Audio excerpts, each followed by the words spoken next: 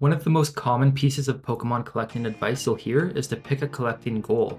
And honestly, I think it's good advice. I've given that advice myself. The problem is that nobody really tells you how. Because when you're getting into Pokemon cards, everything looks cool.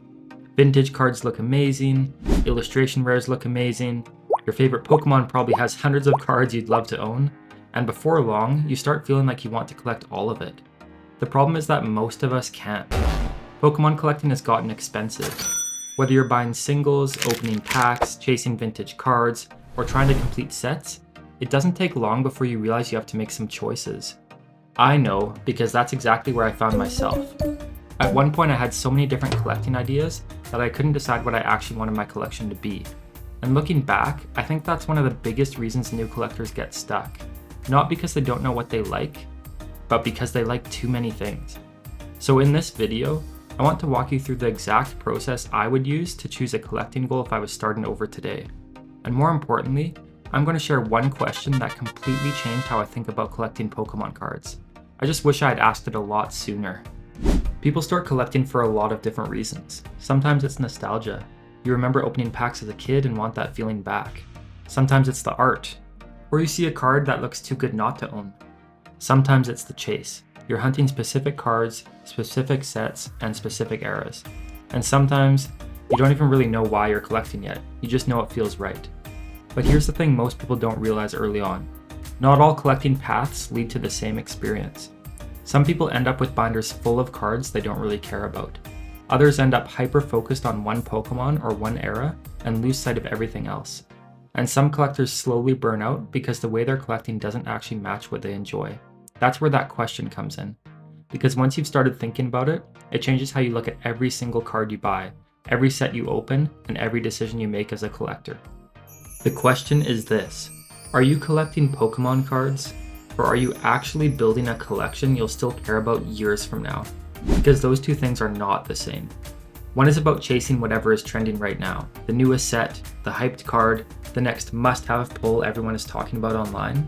The other is about stepping back and actually understanding what you enjoy as a collector, what you'll still want to look at when the hype is gone. And the difference between those two mindsets is bigger than most people realize. Because the moment you start separating them, everything about collecting starts to shift. The cards you chase change. You become more selective with what actually deserves a spot in your binder. The way you open packs feels different. You're not just ripping for excitement, you're paying attention to what you're actually building.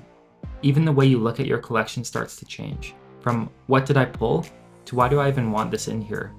You stop collecting on autopilot and you start collecting with intention.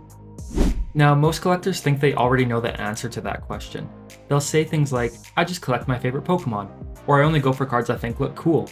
And on the surface, that sounds like intention, but if you look closer, a lot of the time it's not actually a clear strategy. It's just a reaction to whatever they're already buying. They think they're being selective, but they're really just justifying what's already in their collection.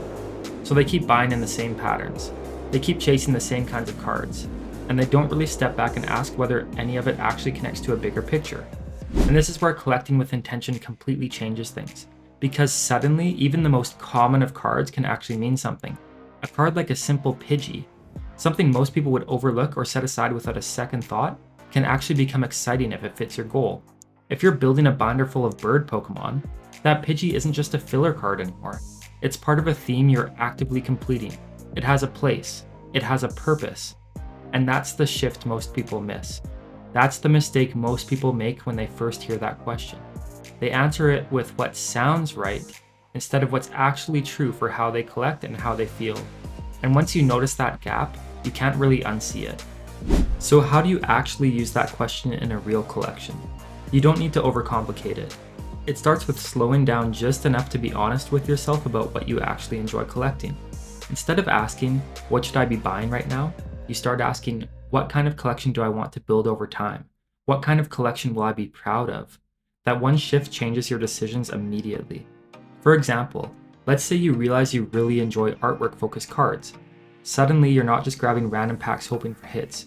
You're paying attention to illustration rares, full arts, and cards where the artwork is the main appeal. Maybe you're even building a binder focused on cards created by one particular artist. Or maybe you realize you're drawn to a specific Pokemon like Pikachu or Eevee. Now every binder page, every trade, every pack you open starts to filter through that focus. You're no longer collecting absolutely everything. You're building something recognizable and intentional. Even something as simple as pulling cards becomes different.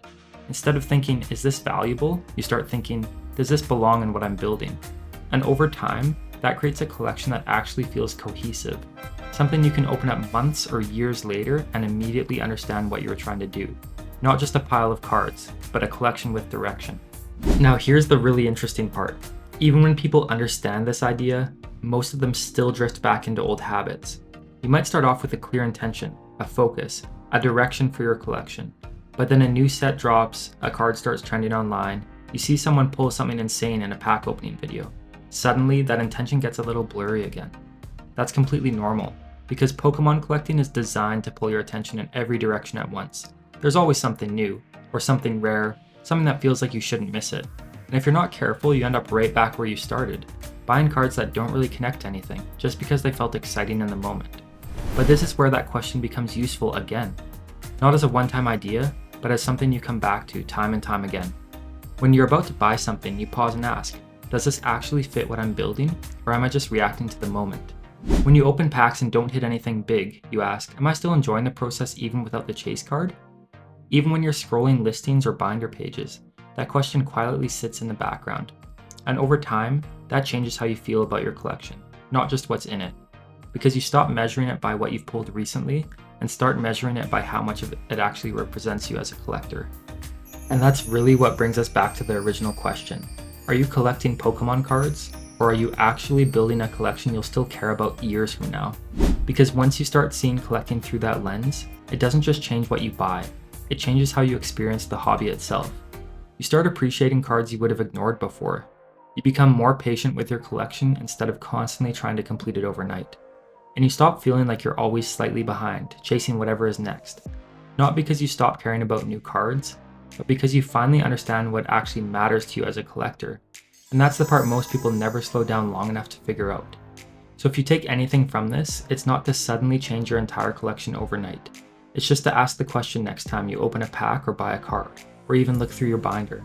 Is this part of what I'm building, or just part of what I've been reacting to? Because that one question is usually the difference between a collection that feels random and one that actually feels like yours. If you take this mindset into your own collecting, it doesn't just make the hobby more enjoyable, it can actually make it a lot more efficient too. You end up spending less on random impulse buys and more on cards that actually fit what you care about, which means your money goes further and the collection you build ends up feeling a lot more satisfying in the long run. If you enjoyed this video, I'd really appreciate it if you subscribed. There's a lot more coming around collecting smarter, understanding value, and building a collection that actually feels intentional, not just expensive. And I'd also love to hear from you in the comments. What are you currently collecting? Or did this change how you're thinking about your own collection at all?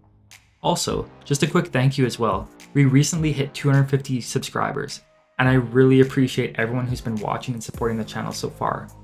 Thank you so much, and we'll see you in the next video.